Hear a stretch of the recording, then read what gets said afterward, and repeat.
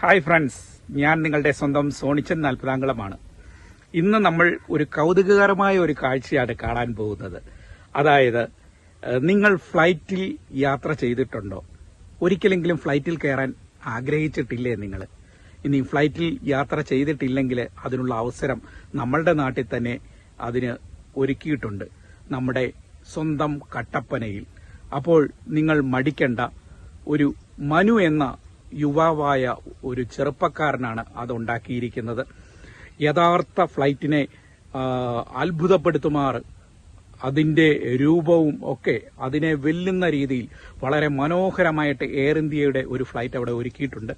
അപ്പോൾ നമുക്ക് ആ ഫ്ലൈറ്റിൽ കയറിയാൽ നമുക്ക് അതിൻ്റെ അകത്ത് സ്വിമ്മിംഗ് പൂളുണ്ട്, അതുപോലെ തന്നെ ഡൈനിങ് ഹാളുണ്ട്, അതുപോലെ നല്ല ബെഡ്റൂമുണ്ട്. പിന്നെ ഫ്ലൈറ്റിലെ പോലൊക്കെ തന്നെ ഒരുക്കിയിരിക്കുന്ന പോലെ തന്നെ ഷെൽഫൊക്കെ അതുപോലെ തന്നെ അറേഞ്ച് ചെയ്തിട്ടുണ്ട്. പിന്നെ അതിന്റെ ജനലിലൂടെ നോക്കിയാൽ കട്ടപ്പനയുടെ സൗന്ദര്യം, പച്ചപ്പ് മുഴുവൻ നമുക്ക് കാണുവാൻ സാധിക്കും.